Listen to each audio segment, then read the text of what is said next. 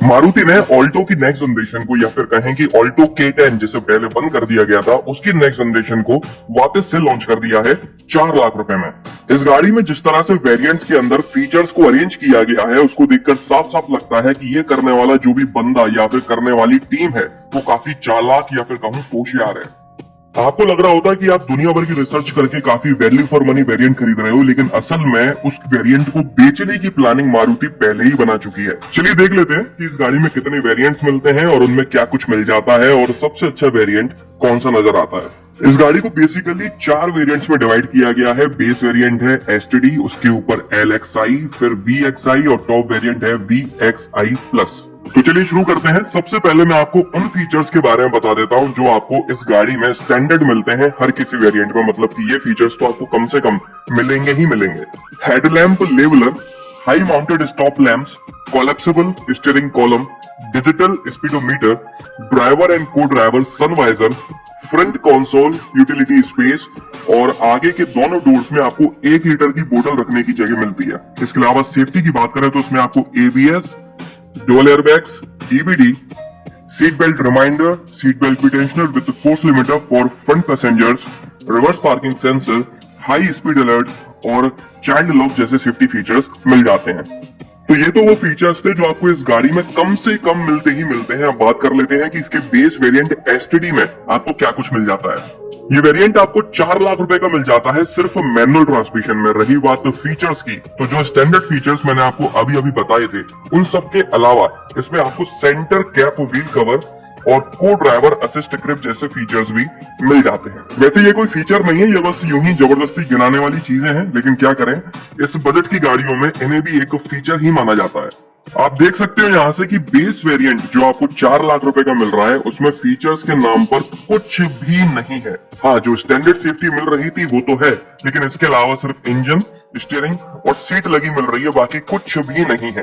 थोड़ा ऊपर चलते हैं और सेकंड बेस वेरिएंट LXI के बारे में बात कर लेते हैं, जो आपको मैनुअल ट्रांसमिशन में 4.82 लाख रुपीस का मिलता है। मतलब कि बेस वेरिएंट STD से 83,000 रुपीस महंगा मिलता है। अब यहाँ से आप मारुति का कमाल देखिए बॉस, 83,000 रुपए ज्यादा खर्च करने पर आपको क्या कुछ ज्यादा फीचर्स मिल जाते हैं वो मैं आपको बता देता हूँ।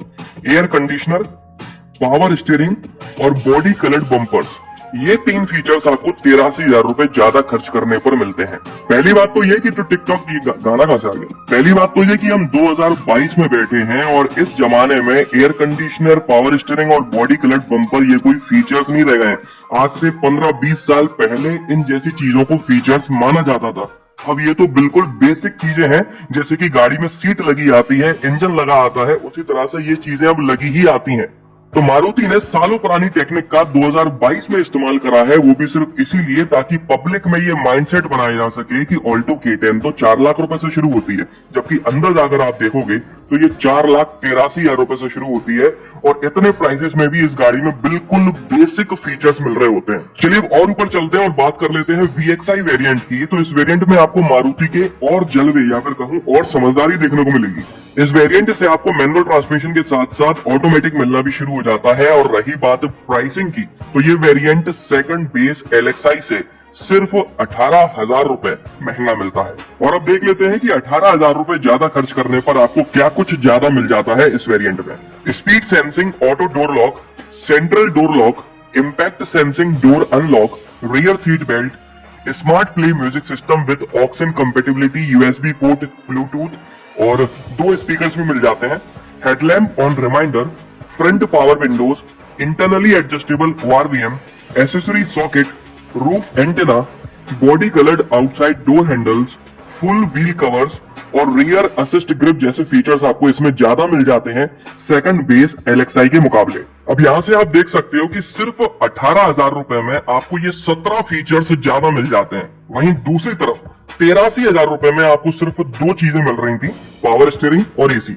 चलिए अब और ऊपर चलते हैं और बात कर लेते हैं टॉप वेरिएंट VXI प्लस के बारे में। तो यहाँ पर भी आपको मैनुअल के साथ साथ ऑटोमेटिक मिल जाता है। और रही बात प्राइसिंग की, तो ये आपको 34,000 रुपीज, 34,000 रुपए महंगा मिलता है, फिर आप चाहे मैनुअल लो या फिर ऑटोमेटिक। चलिए देख लेते हैं कि 34,000 रुपए ज्यादा खर्च करने पर आपको क्या कुछ ज्यादा मिल जाता है। 7 इंच की टच स्क्रीन मिल जाती है इंफोटेनमेंट सिस्टम में, जिसके साथ एंड्रॉइड ऑटो और एप्पल कारप्ले जैसे फीचर्स मिल जाते हैं। 4 स्पीकर्स मिल जाते हैं, steering mounted controls, keyless entry, rear parcel tray और आपको सिल्वर एसेंट वर्क मिल जाता है इंटीरियर में, डोर हैंडल्स, स्टीयरिंग वगैरह वगैरह में। तो ये थे ऑल्टो K10 में मिलने वाले वेरिएंट्स और उनके फीचर्स। अब मैं आपको ओवरऑल मारुति की चालाकी या फिर कहूं समझदारी बताता हूं कि किस तरह से ये लोग कस्टमर को एक वेरिएंट की तरफ ढकेलते हैं। बेस वेरिएंट STD में आपको एयर कंडीशनर और पावर स्टीयरिंग जैसे फीचर्स भी नहीं मिल रहे हैं। अब ये दोनों चीजें आफ्टर मार्केट तो कोई भी नहीं डलवाएगा, तो सीधी सी बात है कि किसी का भी ध्यान STD वेरिएंट पर नहीं जाने वाला। अब उसका ध्यान जैसे ही LXi वेरिएंट पर आएगा तो वो ये देखेगा कि सिर्फ 18,000 रुपए ज्यादा खर्च करने पर मुझे VXi वेरिएंट में इतने कुछ फीचर्स मिल रहे हैं, तो LXi वेरिएंट भी वो नहीं खरीदेगा, VXi ही खरीदेगा। VXi के बाद में उसे ये नजर आएगा कि सिर्फ 34,000 रुपए ज्यादा खर्च करने पर मुझे बढ़िया एकदम 7 इंच की टच स्क्रीन मिल रही है, वो भी कंपनी की। 4 स्पीकर्स हैं, स्टीयरिंग माउंटेड कंट्रोल्स हैं, कीलेस एंट्री मिल रही है, इतनी सारी चीजें मिल रही हैं, तो क्यों ना मैं टॉप वेरिएंट ही खरीदूं इस गाड़ी का।